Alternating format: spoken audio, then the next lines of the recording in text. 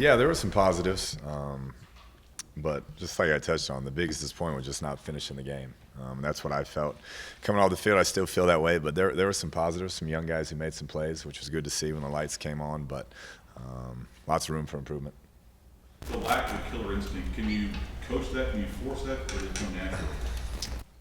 We'll find out. We're gonna try to coach it, try to put our guys in situations to do that, but I think we have some guys that have it, but as a collective group, we have to get better at it. Did the weather affect anybody, or were you happy with the conditioning of the team?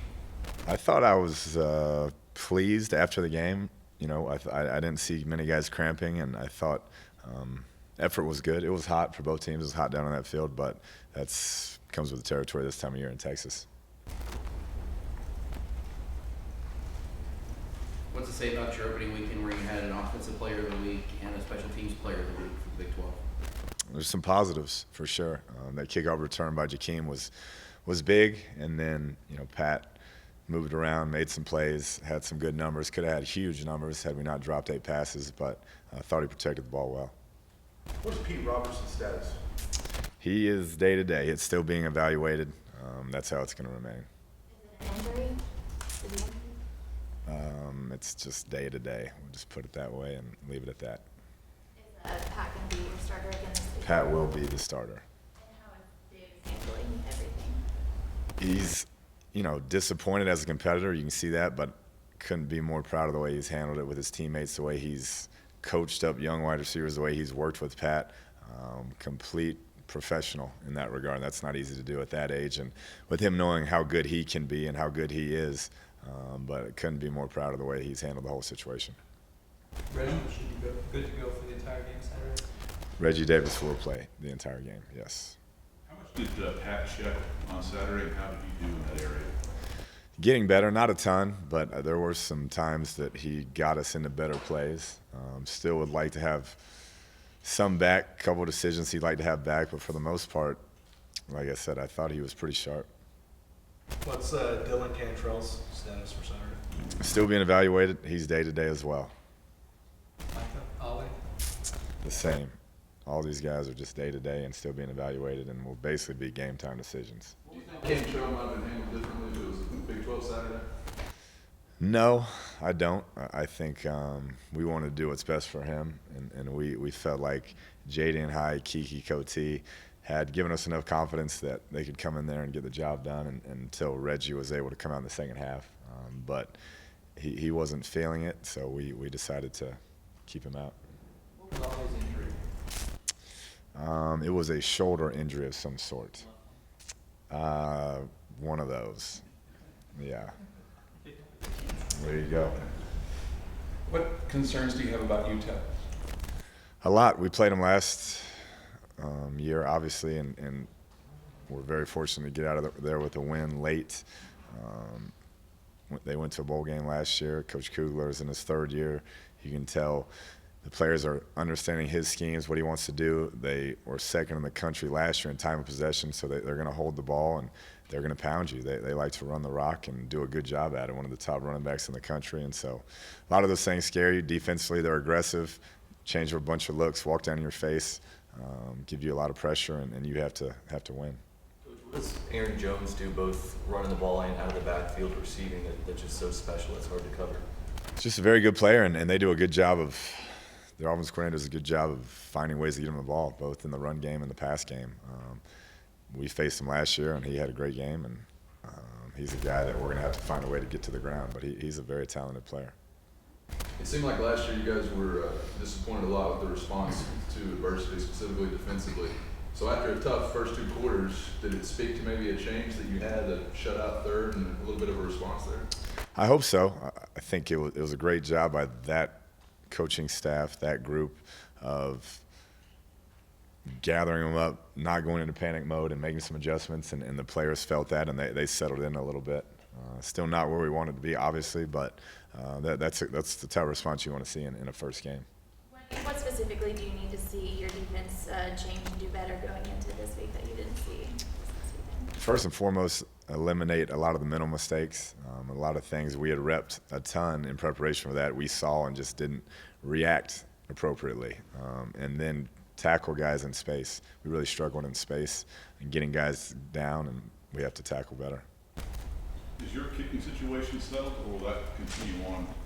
We'll continue to look at both guys. I thought Taylor punted the ball extremely well. I thought his kickoffs were great, and then Barden hit, the kicks we asked him to hit, and Clayton will be ready to go, and we'll try to get him some kicks if we can.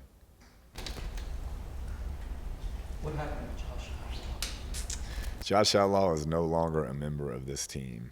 Was he dismissed or quit? He's just no longer a member of this team, and that's kind of how we're going to leave it. Given what you'd seen in the fall, were you surprised or shocked or disappointed in the first half of the defense? First of all, I appreciate you dressing up for today, Chuck. You look good.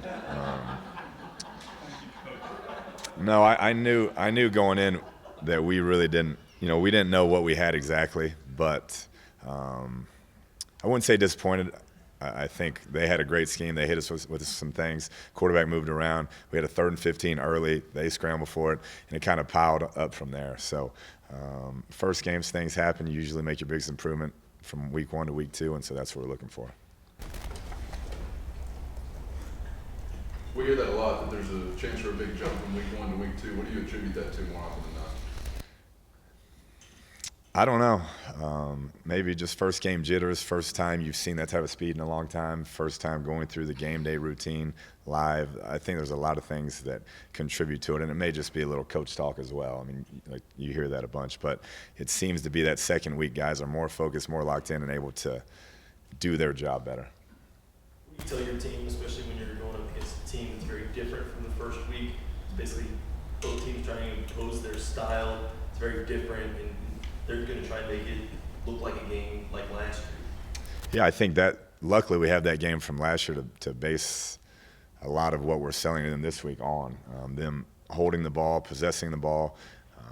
And so offensively, when you get drives, you got to try and make them count. And defensively, you got to be ready for downhill run game, play action pass, and sit in there and stay focused on some of those long drives. Coach, obviously you don't want to overlook anywhere on the schedule, but having your next 2 opponents playing each other last week, will this game be a measuring stick leading into that game in Fayetteville? I never look at it that way. Each week is so different as far as the barometer goes. I think things happen within a week and teams play other teams differently, so I don't see it that way. Did you, watching that game, did you kind of make some notes if you saw some stuff from Arkansas, or were you just focusing on UTEP for this week when you watched it again?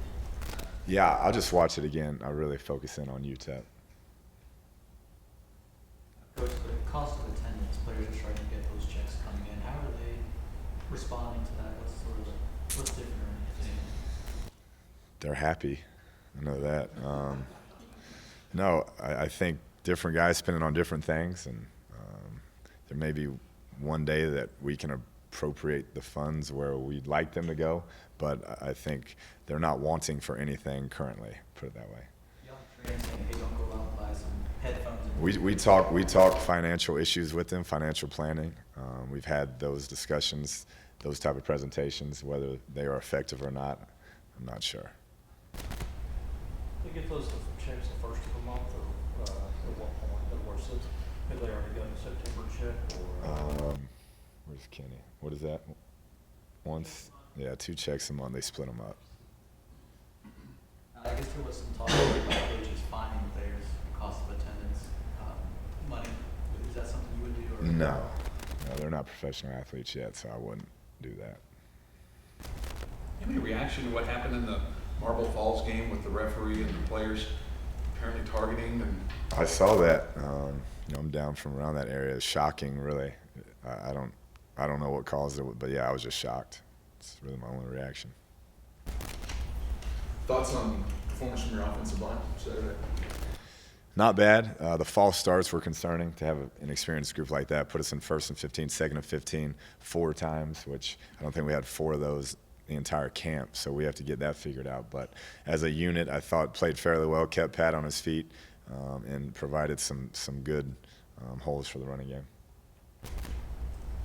You played several freshmen on Saturday. Did anybody stand out? I thought Giles had a great look in his eye, made some plays, was very physical in the run game when he had a chance to block.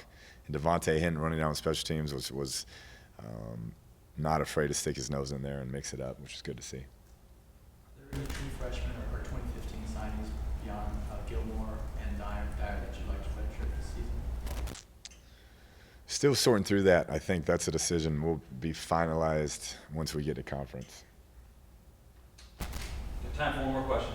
With 4 returning offensive linemen per UTEP, and obviously giving up over 300 rushing yards to San Diego State, I mean, they're a good rushing team, but do you challenge them this week? What do you say to them? They'll be challenged when they watch that film today. They know there's a long way to go, and they know what's coming based upon last year and playing this team, that it's a very good football team, and they're going to come right at us, so we better be ready.